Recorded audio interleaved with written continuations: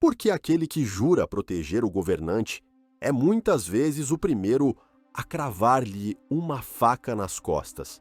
Como é possível que a lealdade, selada com sangue e honra, se desfaça em pó ao primeiro vislumbre do brilho de uma coroa? Nos corredores do poder, o silêncio tem o peso do ouro, e o som de passos apressados pode anunciar tanto a chegada de um servo quanto a de um assassino. A história do poder é um rio de tinta e sangue, e em suas margens mais escuras encontramos uma criatura recorrente, um fantasma que assombra tronos desde a antiguidade, o golpe de palácio. Não se trata de uma batalha em campo aberto, com estandartes e honra. É uma doença que corrói por dentro, uma febre de ambição que transforma o aliado mais próximo no inimigo mais letal. E em nenhum lugar essa doença se manifestou de forma tão cínica e espetacular quanto no coração do maior império que o mundo já conheceu: Roma.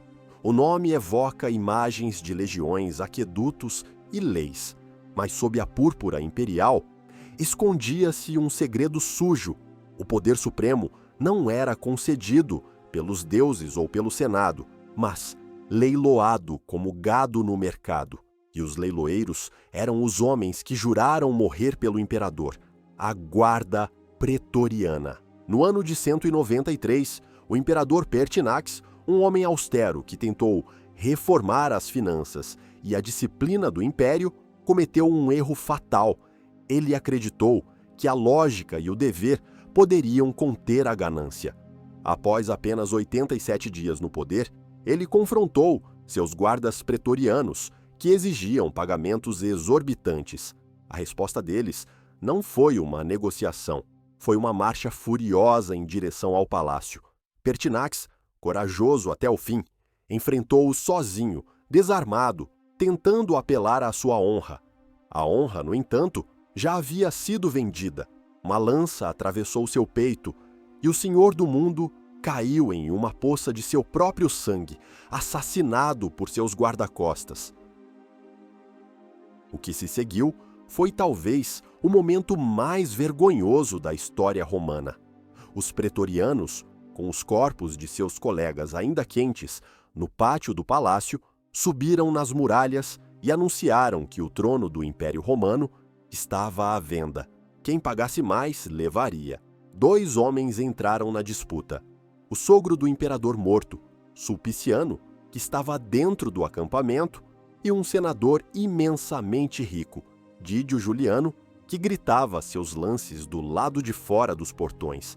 A cena era surreal, uma negociação sórdida, onde a recompensa era o controle sobre dezenas de milhões de almas. Dídio Juliano venceu, prometendo a cada guarda a soma astronômica de 25 mil sestércios. O império foi vendido. O trono, comprado com ouro, será sempre defendido com aço e perdido em sangue.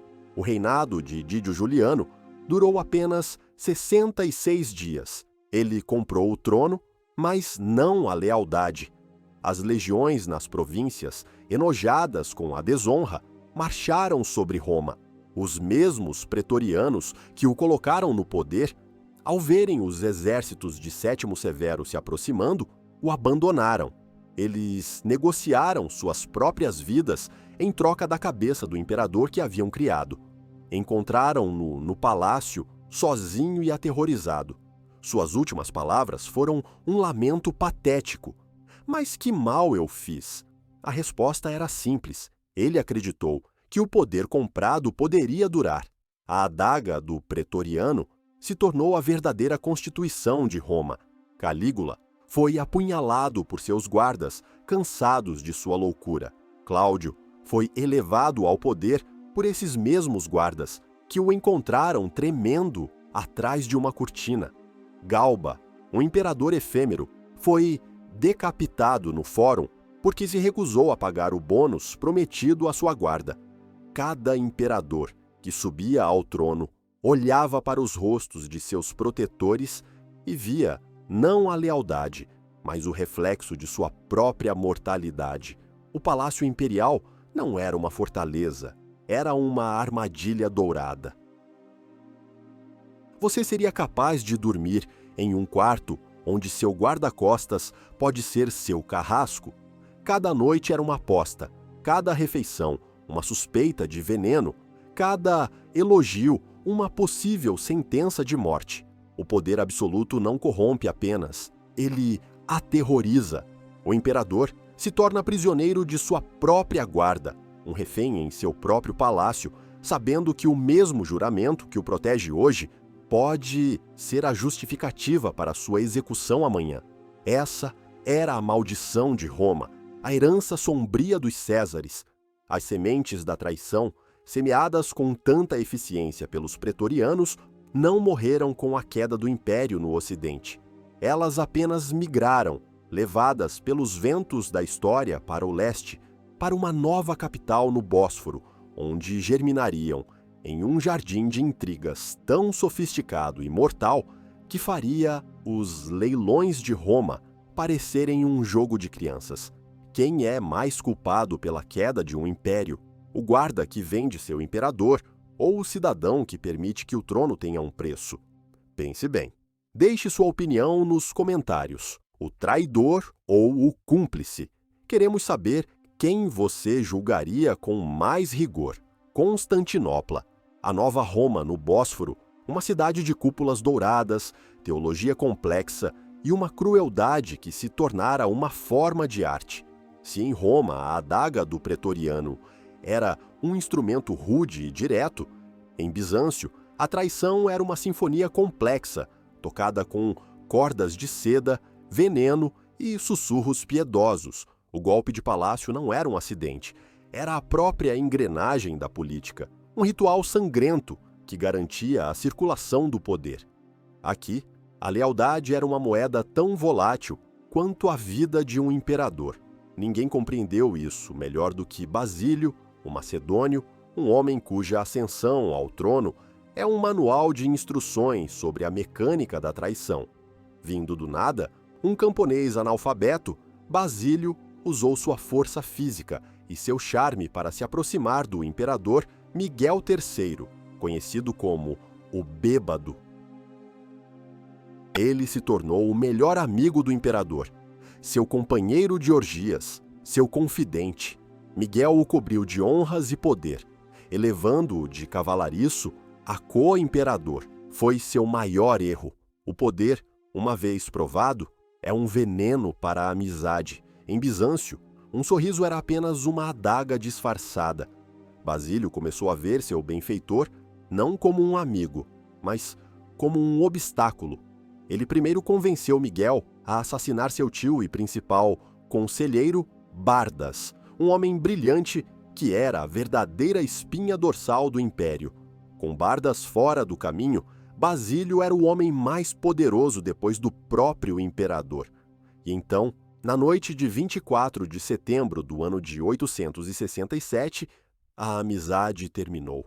Após um banquete regado a vinho, enquanto Miguel III dormia em seu quarto, Basílio e um grupo de conspiradores entraram.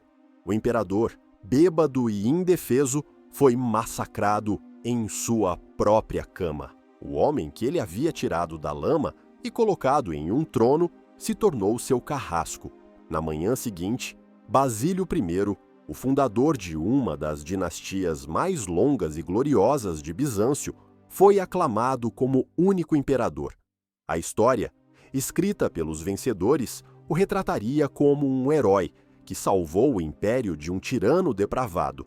Mas, nos corredores silenciosos do grande palácio, as manchas de sangue contavam uma história diferente, uma história sobre como o amor de um amigo pode ser a arma mais afiada de todas.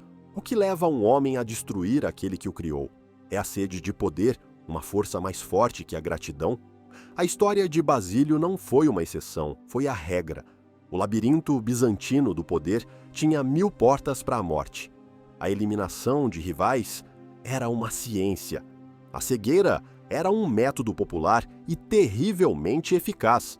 Um homem cego não podia liderar exércitos ou governar, tornando-se politicamente inofensivo. Milhares de pretendentes ao trono, generais e nobres, terminaram seus dias em uma escuridão perpétua, com as órbitas vazias como testemunho de sua ambição. Outro destino comum era a tonsura forçada e o exílio em um mosteiro. A vida monástica era uma prisão perpétua, uma morte política disfarçada de piedade. Era uma solução elegante que evitava o derramamento de sangue, mas era igualmente impiedosa. E claro, havia o veneno, lento, sutil, disfarçado em uma taça de vinho ou em um pão consagrado, era a arma preferida nas intrigas do harém e nos corredores eclesiásticos. O Palácio de Constantinopla era um ecossistema de predadores. Eunucos, com suas vozes suaves e ambições de aço, teciam redes de espionagem.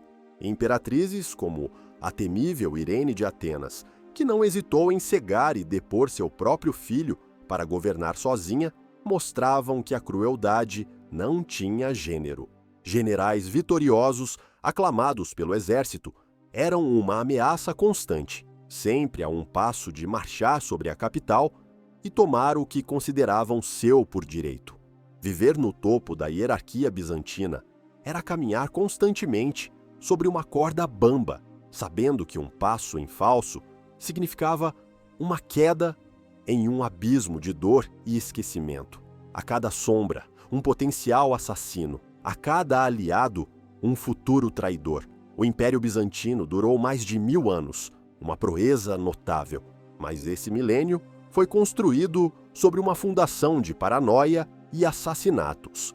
Cada imperador sabia que a mesma violência que o levou ao trono poderia, e provavelmente iria, derrubá-lo. Era um ciclo vicioso, uma dança macabra em torno de uma coroa envenenada. A ironia suprema de Bizâncio é que, em sua busca por sofisticação e ordem divina, ele aperfeiçoou a desordem da traição humana. Este modelo de poder, onde os guardas mais próximos e a família mais íntima eram a maior ameaça, não era exclusivo do mundo cristão.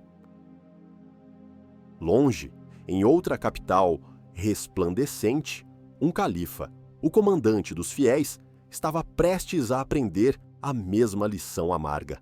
Enquanto Constantinopla tecia suas teias de seda e veneno, a cidade de Bagdá, a joia do mundo islâmico, estava prestes a ser afogada no sangue derramado por seus próprios protetores. Enquanto Constantinopla tecia suas teias de seda e veneno, outra capital, Bagdá, brilhava como a joia do mundo, o coração pulsante da era de ouro do Islã. A Casa da Sabedoria traduzia os filósofos gregos, astrônomos mapeavam as estrelas e matemáticos inventavam a álgebra. Era uma cidade de poetas, cientistas e comerciantes, governada pelo califa abássida, o sucessor do profeta. Mas este centro de luz intelectual repousava sobre um barril de pólvora. Os califas, em sua busca por uma guarda perfeitamente leal e livre das complexas lealdades tribais árabes e persas, criaram uma força de elite composta por escravos soldados turcos, os Ghilman. Eles eram comprados jovens, treinados nas artes da guerra e da administração, e sua lealdade deveria ser exclusivamente ao califa. Foi um erro de cálculo que custaria caro. Ao criar uma casta militar que não tinha laços com a população local, os califas criaram seus próprios pretorianos, e assim como em Roma, os guardas logo perceberam que o homem que eles protegiam era, na verdade, seu prisioneiro. Quando os escravos guardam o palácio, o mestre se torna o primeiro prisioneiro. A espiral de violência começou com o califa Al-Mutawakkil. Ele era um governante enérgico, mas também cruel e imprudente. Ele ofendeu facções poderosas e, crucialmente, humilhou seu próprio filho e herdeiro, Al-Muntasir. Ao mesmo tempo, ele irritou os comandantes de sua guarda turca. O filho ressentido e os generais ambiciosos encontraram um interesse em comum. Em dezembro do ano de 861, enquanto o califa bebia com seus cortesãos, um grupo de oficiais turcos invadiu a sala. O filho, Al-Muntasir, deu o sinal. O califa e seu ministro de confiança foram cortados em pedaços. O parricídio foi justificado com uma história conveniente de que um servo havia matado o governante. Ninguém acreditou, mas ninguém ousou protestar.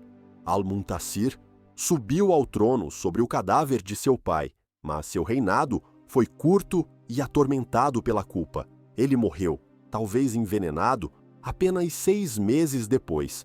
Sua morte abriu as comportas para um período de caos conhecido como a Anarquia em Samarra. Por uma década, o poderoso califado abássida foi o brinquedo dos generais turcos.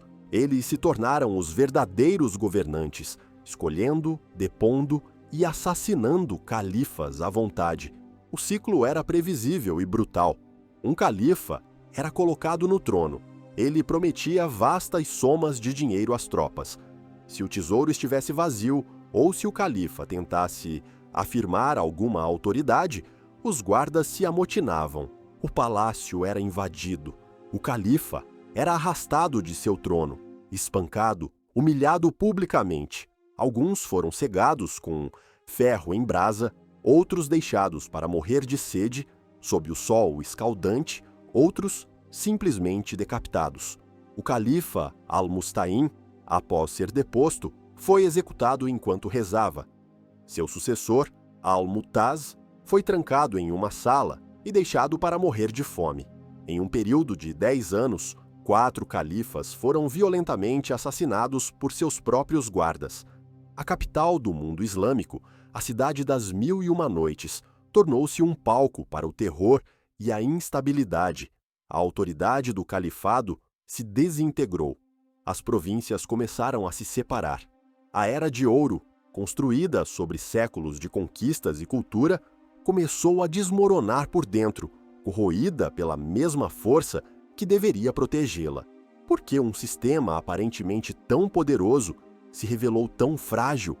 Porque o poder, que depende de mercenários, é um poder emprestado, e os juros são sempre pagos com sangue. A tragédia dos abássidas foi a tragédia de um poder que se isolou de seu povo, confiando sua segurança a uma elite militar estrangeira. Eles criaram uma classe de homens cuja única habilidade era a violência e cuja única lealdade era ao ouro. Quando o ouro acabou, a violência se voltou para dentro.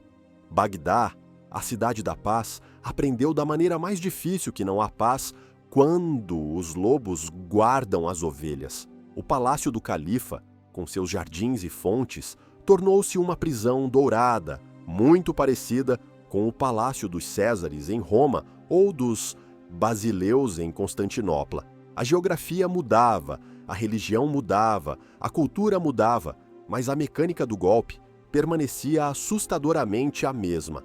A traição parecia ter um roteiro universal, e esse roteiro não se limitava a conspirações de guardas.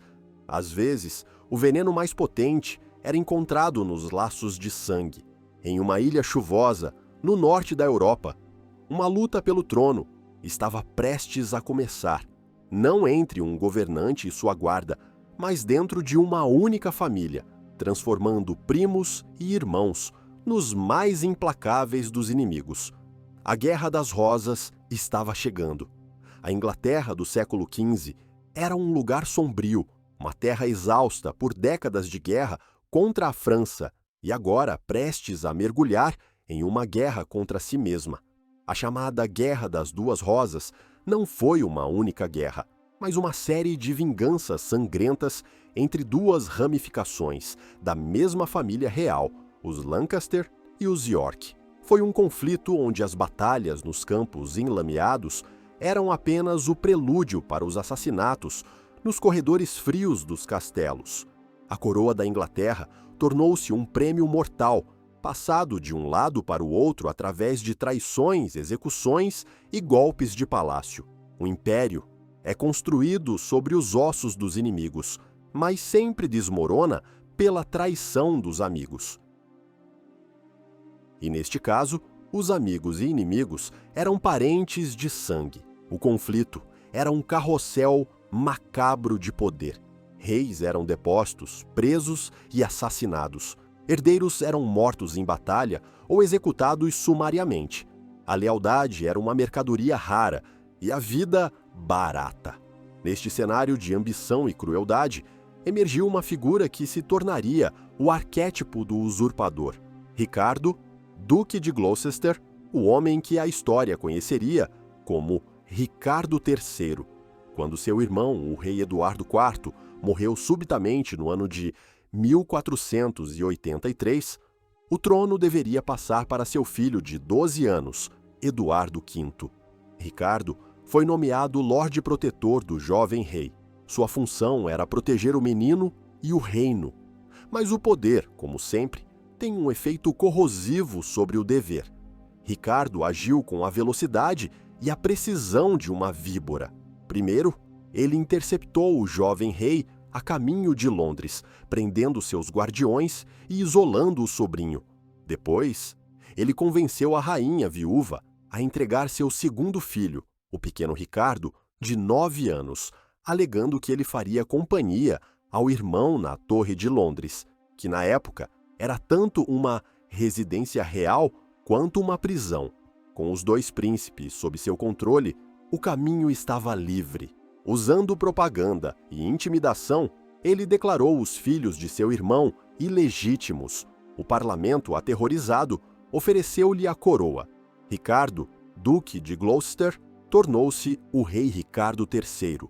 Os dois meninos, Eduardo V e seu irmão, que foram vistos brincando no pátio da torre, desapareceram para sempre. O que aconteceu com os príncipes na torre? Eles foram secretamente assassinados por ordem de seu tio, o homem que jurou protegê-los? Essa pergunta se tornou um dos maiores mistérios da história inglesa. O reinado de Ricardo III foi curto e conturbado.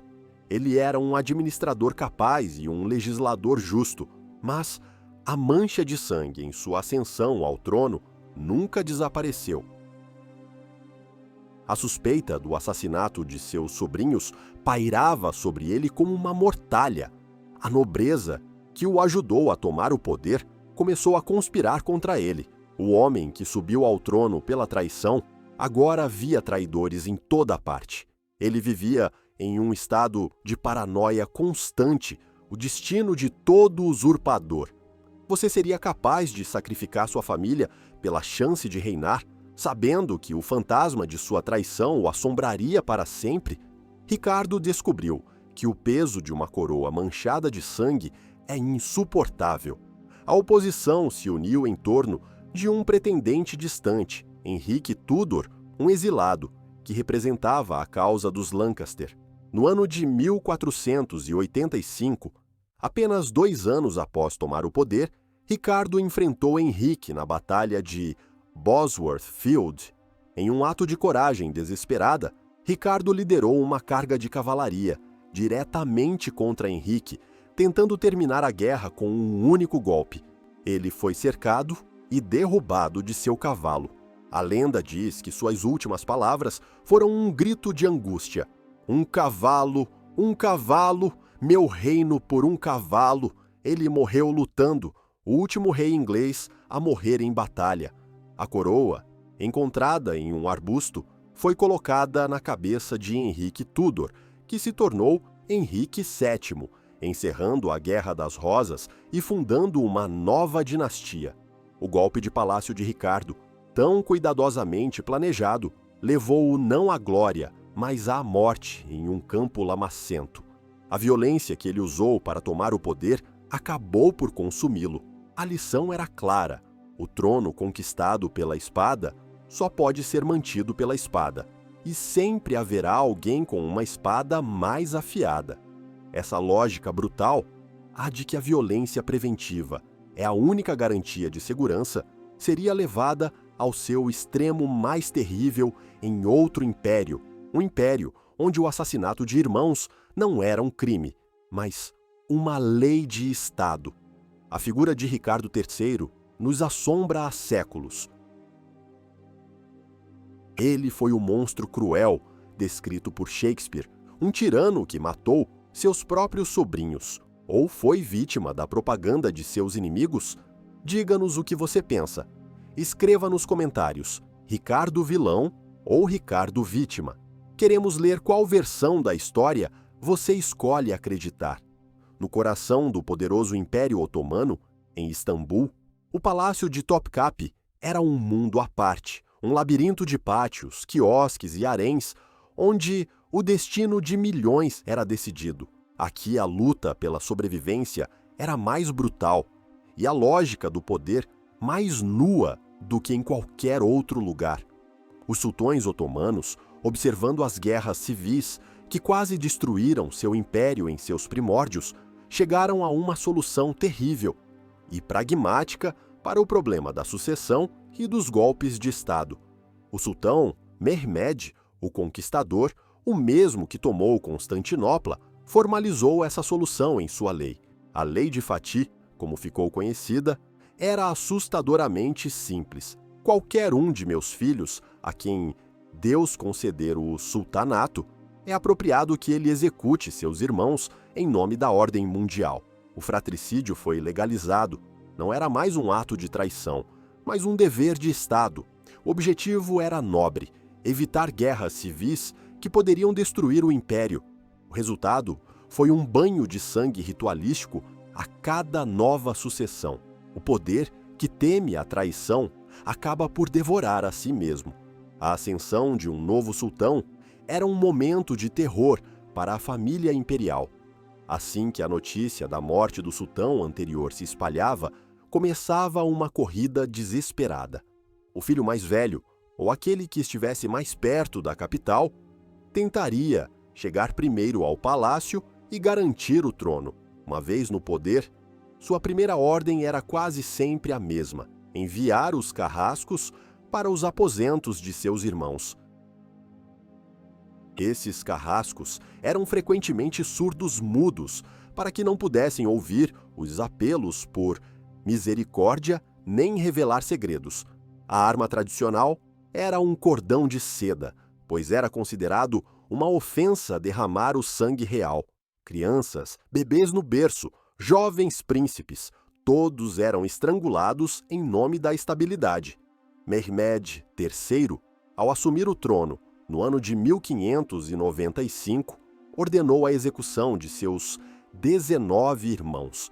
As crônicas relatam que as concubinas grávidas de seu pai também foram afogadas no Bósforo para garantir que nenhum herdeiro em potencial sobrevivesse. Era uma lógica de uma crueldade inimaginável, mas, para os otomanos, era simplesmente o preço da paz. O que você faria se estivesse no lugar de um príncipe otomano?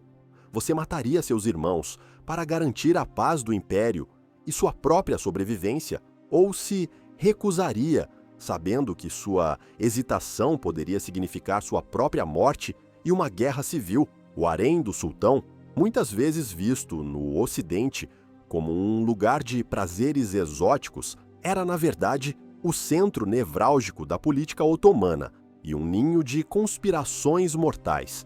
As mulheres do harém, especialmente a mãe do sultão, a Valide Sultana, e suas esposas e concubinas favoritas, lutavam ferozmente para promover seus próprios filhos. Cada nascimento de um príncipe era uma promessa de poder para sua mãe, mas também uma sentença de morte para seus meio-irmãos. As intrigas eram constantes, alianças eram feitas com eunucos e vizires. Venenos eram uma ferramenta comum. O harém era um campo de batalha silencioso e perfumado, onde a arma mais letal era o sussurro no ouvido do sultão. Além das intrigas familiares, havia outra ameaça constante: os janízaros. Essa tropa de elite, a espinha dorsal do exército otomano, era muito semelhante aos pretorianos de Roma ou aos Ghilman de Bagdá. Com o tempo, eles se tornaram tão poderosos que podiam depor e até mesmo assassinar sultões que considerassem fracos ou que ameaçassem seus privilégios. O sultão Osman II, um jovem reformador que tentou controlar o poder dos janízaros, foi derrubado por um motim no ano de 1622. Ele foi arrastado pelas ruas, humilhado e finalmente estrangulado em uma masmorra. Com o tempo, a crueldade do fratricídio obrigatório tornou-se psicologicamente insustentável. No início do século XVII, a prática foi substituída por uma solução que parecia mais humana, mas que se revelou igualmente cruel. Em vez de serem executados, os irmãos do sultão reinante eram confinados em uma seção especial do palácio, conhecida como cafes, ou a gaiola. Era uma prisão luxuosa, mas uma prisão mesmo assim. Os príncipes viviam em constante medo de que os carrascos viessem buscá-los. Eles eram proibidos de ter filhos e viviam isolados do mundo exterior. Muitos enlouqueceram por causa do tédio, do medo e da solidão. A trágica ironia era que, quando um desses príncipes finalmente era retirado da gaiola para se tornar sultão, ele era muitas vezes um homem mentalmente instável e completamente despreparado para governar. A tentativa de prevenir golpes de Estado, criando governantes loucos, apenas gerou mais instabilidade. A gaiola dourada era um símbolo perfeito da paranoia otomana.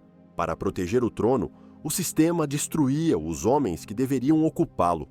Esta cultura de poder absoluto, isolamento e a ameaça constante de uma guarda pretoriana encontraria um eco surpreendente em um império muito diferente, um império de neve e ortodoxia no extremo norte da Europa. As baionetas da guarda russa estavam prestes a brilhar sob o céu gelado de São Petersburgo. A Rússia do século XVIII era um império em transformação, um colosso que se esticava da Europa ao Pacífico. Pedro, o Grande, havia arrastado o país para a modernidade com uma brutalidade implacável, construindo uma nova capital, São Petersburgo, e criando um exército e uma burocracia nos moldes europeus.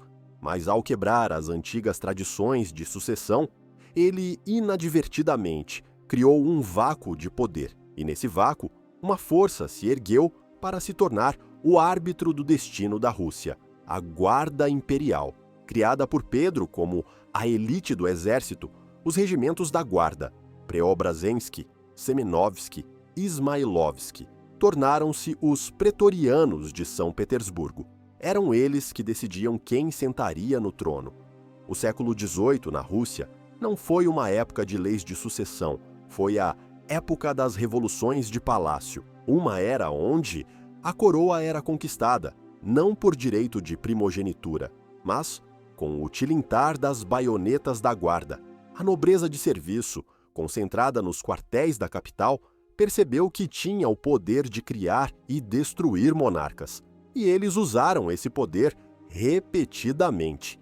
Após a morte de Pedro, o Grande, em 1725, começou um jogo de tronos que duraria décadas. Sua esposa, Catarina I, uma ex-camponesa lituana, foi colocada no trono com o apoio da Guarda. Após sua morte, a Guarda novamente interveio para garantir a ascensão de Ana Ivanovna. E em 1741, a filha de Pedro, Isabel Petrovna, liderou o regimento Preobrazhensky em um golpe noturno para derrubar o infante Ivan VI e sua regente. Isabel, uma mulher de grande beleza e indolência, foi pessoalmente aos quartéis, segurando uma cruz e declarando: "Vocês sabem quem eu sou. Vocês querem me seguir?"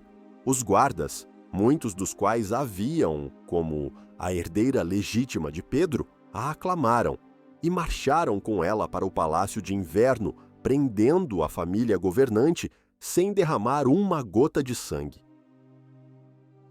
Era a fórmula clássica do golpe russo. Uma conspiração entre um pretendente ao trono e a elite da guarda, executada rapidamente durante a noite, apresentando ao resto do país um fato consumado pela manhã. O Palácio Imperial, com seus bailes e banquetes, era apenas a fachada de uma ditadura militar controlada por um punhado de regimentos de elite. Todo governante sabia que sua popularidade com a guarda era a única apólice de seguro real para seu poder.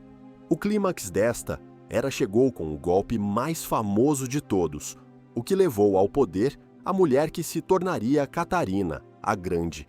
Nascida como uma princesa alemã insignificante, Sofia de Anhalt-Zerbst, ela chegou à Rússia para se casar com o herdeiro do trono, Pedro.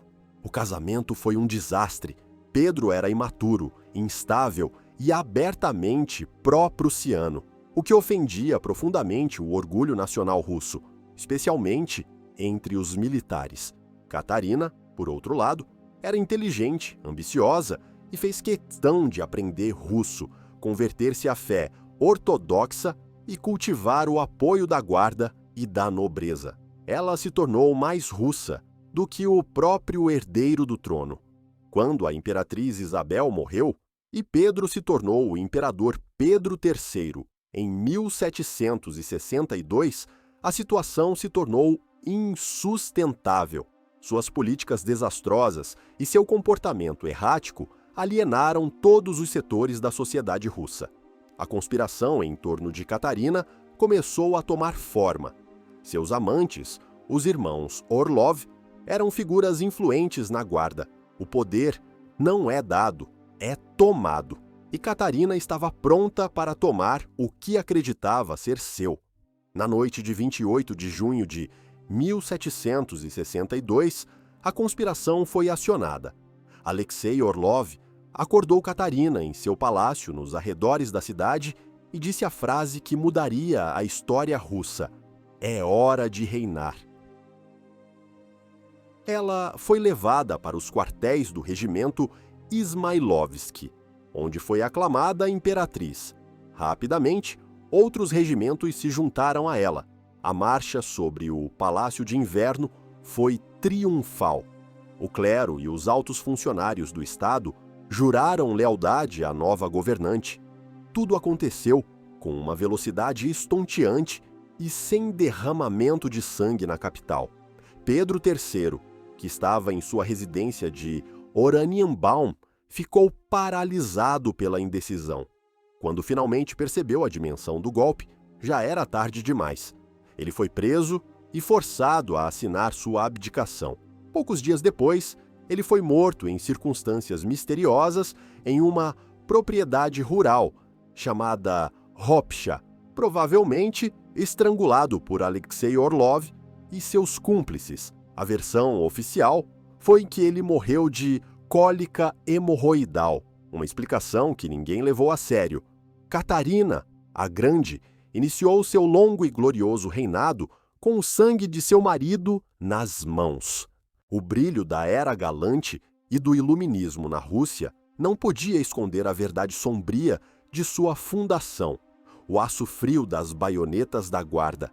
Mas enquanto na Rússia os golpes de palácio apenas trocavam o ocupante do trono, do outro lado da Europa, uma tempestade estava se formando, um golpe tão vasto e violento que não destruiria apenas um rei, mas o próprio conceito de realeza. A guilhotina estava sendo afiada na França.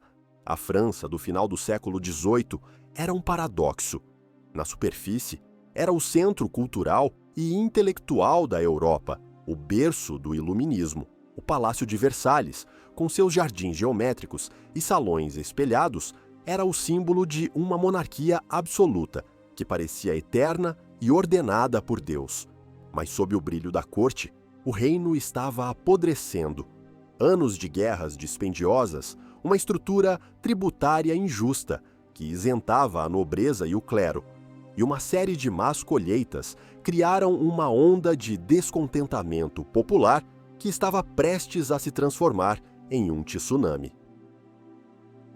O rei, Luís XVI, era um homem bem intencionado, mas fraco e indeciso, incapaz de implementar as reformas necessárias para salvar seu reino.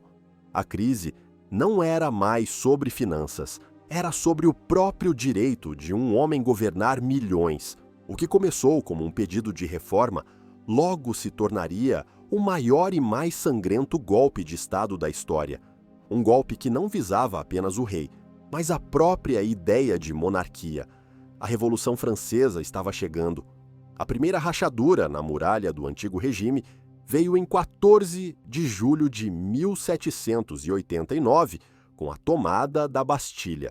A fortaleza medieval, um símbolo do despotismo real, foi invadida por uma multidão parisiense em busca de armas.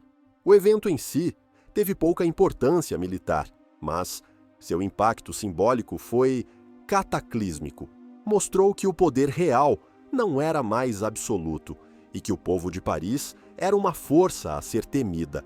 Em outubro, uma multidão, liderada pelas mulheres do mercado, que protestavam contra o alto preço do pão, marchou sobre Versalhes. Elas invadiram o palácio, massacraram guardas e forçaram a família real a se mudar para Paris, onde se tornaram prisioneiros virtuais no Palácio das Tulherias.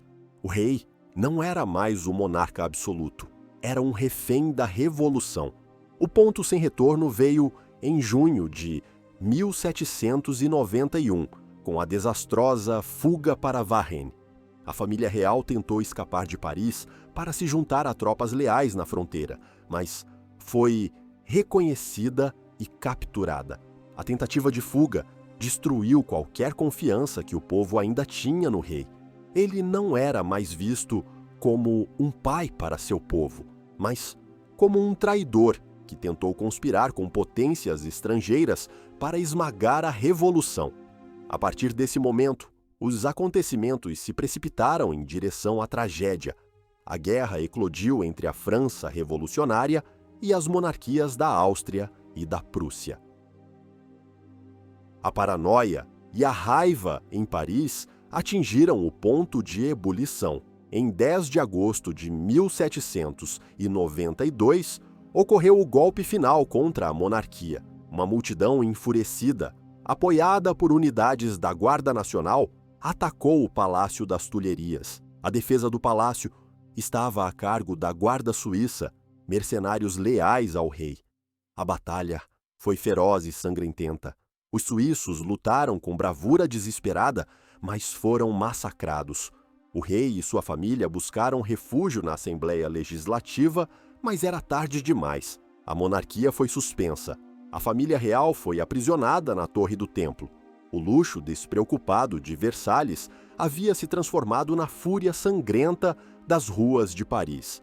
A Revolução, como Saturno, começou a devorar seus próprios filhos, mas primeiro precisava executar o pai. O julgamento de Luís XVI foi um espetáculo político. Ele foi acusado de traição contra a nação. A Convenção Nacional, por uma pequena margem, votou por sua execução. Em 21 de janeiro de 1793, Luís XVI, despojado de seus títulos e chamado simplesmente de Cidadão Luís Capeto, foi levado à Praça da Revolução, hoje Praça da Concórdia. Diante de uma multidão silenciosa e imensa, ele tentou fazer um discurso, perdoando seus inimigos. O barulho dos tambores abafou suas palavras. Ele foi amarrado à prancha da guilhotina. A lâmina caiu. A cabeça do rei foi mostrada à multidão, que explodiu em um grito de "Viva a República!". Foi mais do que a morte de um homem. Foi um assassinato ritual. Foi a destruição de 1000 anos de monarquia, a profanação do corpo sagrado do rei. O golpe de Estado estava completo. Não foi uma conspiração de generais ou cortesãos, mas a erupção de uma nação inteira. A violência, uma vez libertada, não pôde ser contida, levando-o ao reinado do terror. No entanto, o ato de matar um rei, de julgar e executar um poder que se dizia divino, mudou o mundo para sempre. O vírus do golpe, que antes se limitava aos corredores dos palácios, agora podia infectar nações inteiras. E essa nova forma de violência política, impulsionada pela ideologia e pelo fanatismo, continuaria a assombrar o mundo, produzindo, no século XX, alguns de seus episódios mais brutais. A multidão que arrastou a monarquia para a guilhotina, estava buscando o quê? Uma vingança cega pela opressão de séculos ou a construção de uma nova ordem baseada na justiça e na igualdade? Diga-nos sua opinião. O que moveu a multidão que condenou o rei? A busca por justiça ou a sede de vingança? Queremos ler a sua teoria nos comentários. O início do século XX viu o mundo à beira de uma transformação cataclísmica. Os grandes impérios pareciam eternos, mas suas fundações estavam corroídas por novas ideologias: nacionalismo, socialismo, anarquismo. Neste barril de pólvora da Europa, os Balcãs eram o pavio e em Belgrado, a capital do pequeno reino da Sérvia, um golpe de palácio de uma brutalidade chocante ocorreria. Um evento que não apenas encerraria uma dinastia, mas que também seria um ensaio para a violência que em breve engoliria todo o continente. O rei da Sérvia, Alexandre Obrenović, era um governante impopular.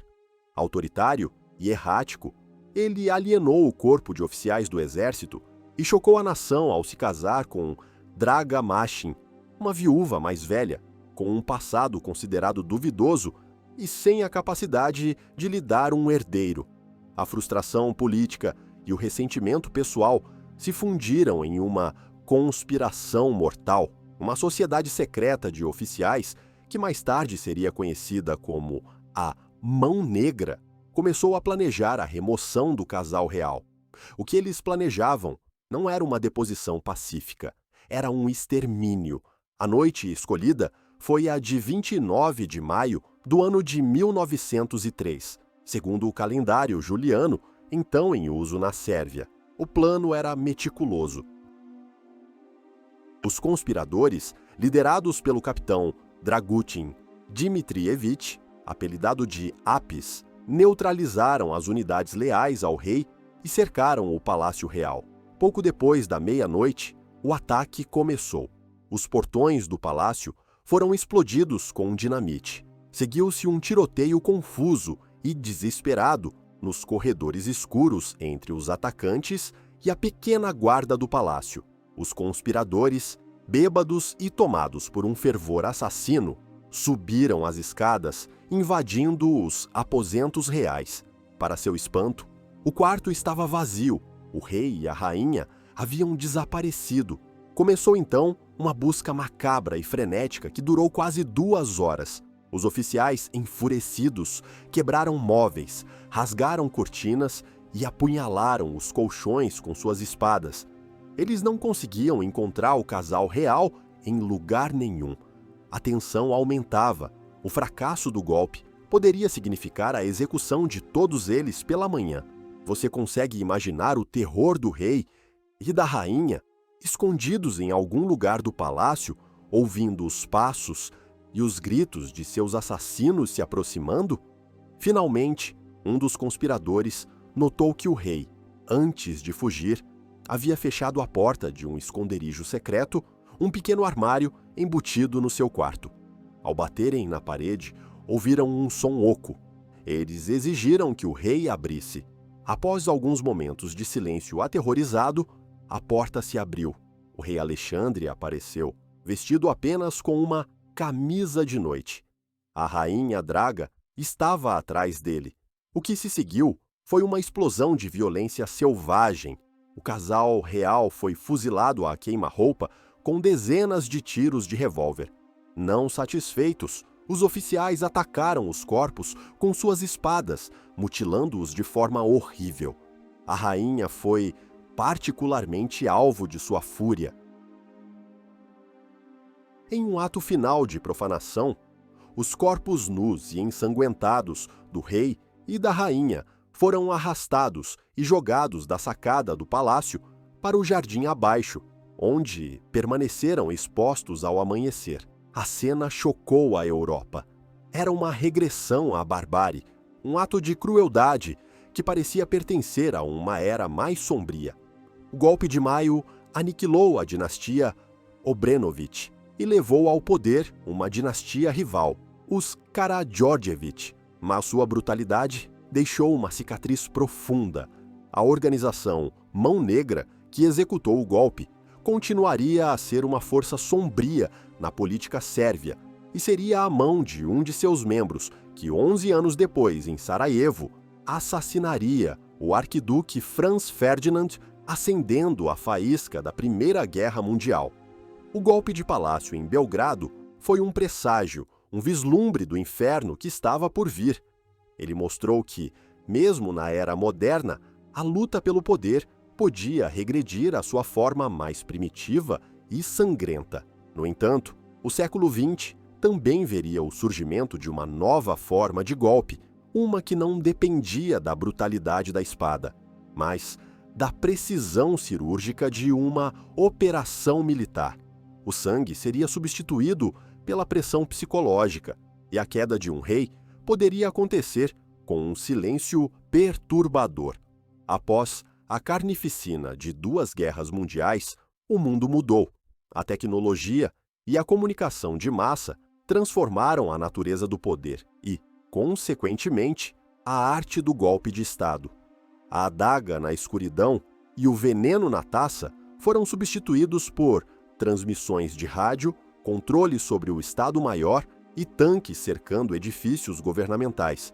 O golpe de Estado tornou-se menos um ato de paixão assassina e mais uma operação logística. E um dos exemplos mais claros dessa nova era aconteceu no Egito, uma nação antiga que estava prestes a se livrar de seu último rei de uma maneira surpreendentemente silenciosa e quase banal. O Egito, em meados do século XX, era um reino em crise. A monarquia, liderada pelo rei Farouk, era vista como corrupta, decadente e subserviente aos interesses britânicos, que ainda mantinham uma forte presença militar no país.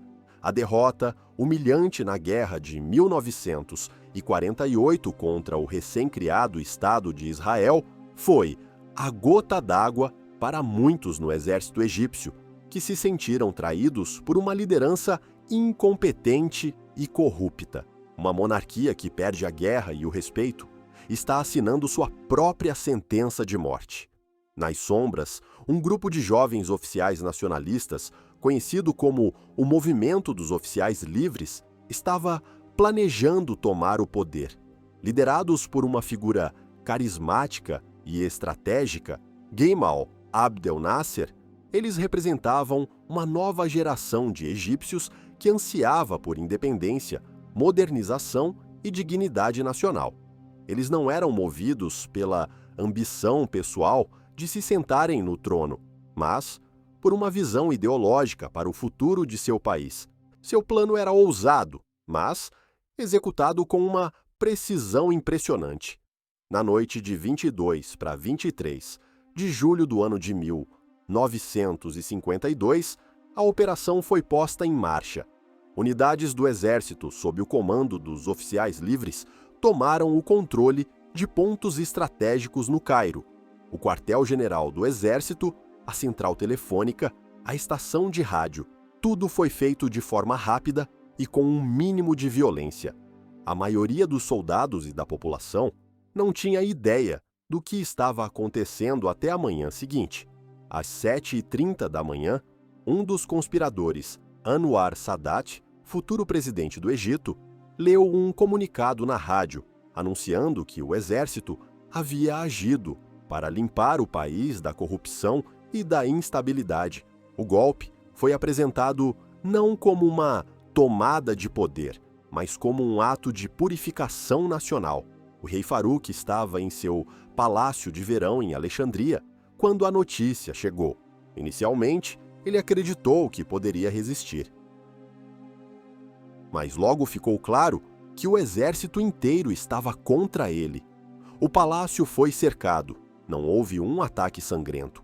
Não houve uma batalha desesperada. Houve apenas a inevitabilidade fria de uma força superior. Os oficiais livres enviaram um ultimato a Farouk: abdicar em favor de seu filho bebê e deixar o país até às 6 da tarde daquele dia. Encurralado e sem opções, o rei cedeu. Sua abdicação foi humilhante. Na tarde de 26 de julho, Farouk, o último rei do Egito, embarcou no iate real Marrussa e partiu para o exílio na Europa. Enquanto o iate se afastava, ele foi saudado com uma salva de 21 tiros de canhão, uma última cortesia irônica ao monarca que acabavam de depor.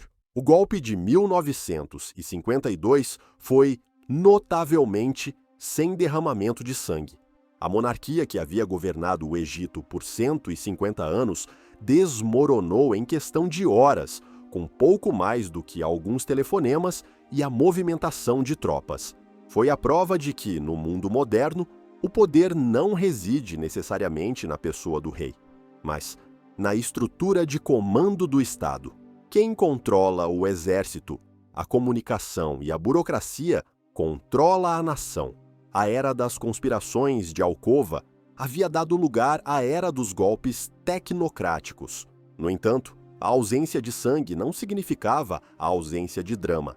O próximo grande golpe que abalaria o mundo, em um continente diferente, seria uma fusão da precisão militar moderna com a paixão e a tragédia de uma luta ideológica mortal, provando que, mesmo na era dos tanques e dos aviões, o coração de um golpe de palácio ainda podia ser tão sombrio e trágico quanto em qualquer época da história. O dia 11 de setembro é uma data marcada na consciência global por fogo e terror. Mas 28 anos antes das torres caírem em Nova York, outro 11 de setembro deixou uma cicatriz indelével na história da América Latina.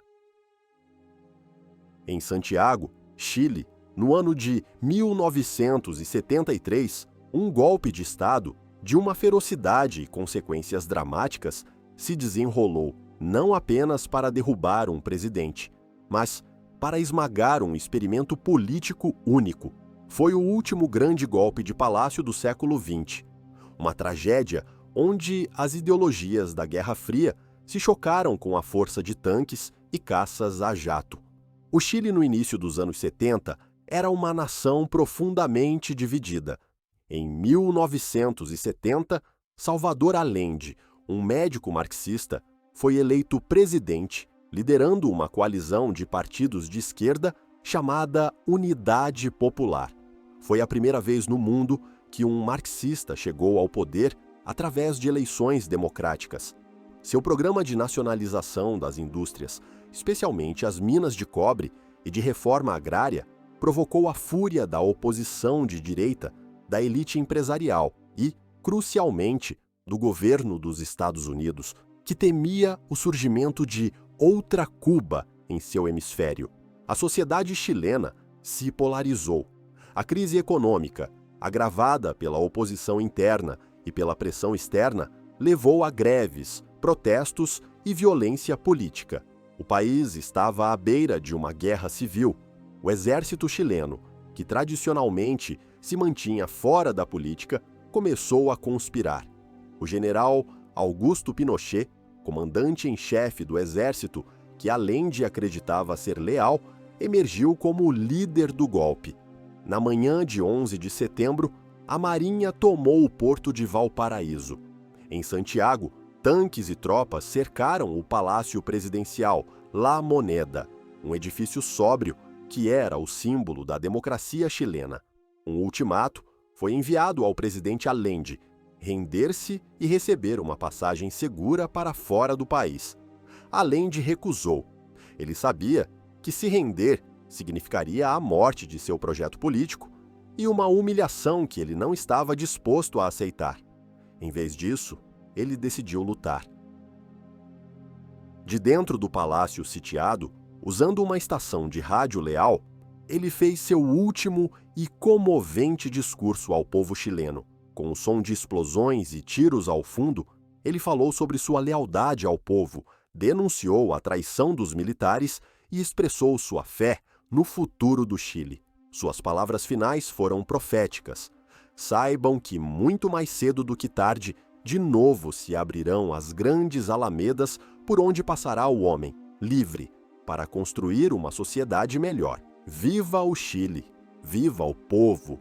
Vivam os trabalhadores! Pouco depois do discurso, o ataque à La Moneda começou. O palácio foi bombardeado por caças Hawker Hunter da Força Aérea Chilena. A imagem de um palácio presidencial em chamas, atacado por suas próprias forças armadas, tornou-se um símbolo indelével do colapso da democracia.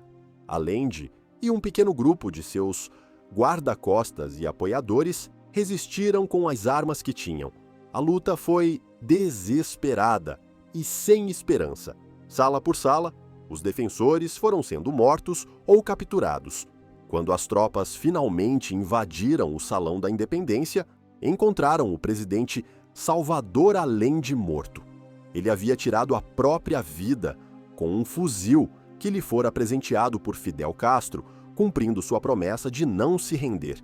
A morte do presidente marcou o fim da democracia chilena por 17 anos e o início de uma ditadura militar brutal sob o comando de Pinochet. O golpe de Palácio, em sua encarnação final do século XX, havia evoluído. Não era mais um assunto contido dentro dos muros de um palácio.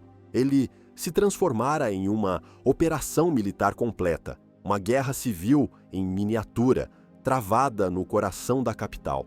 O vírus da traição, nascido nos quartéis dos pretorianos, havia aprendido a usar a linguagem de bombas e ideologias.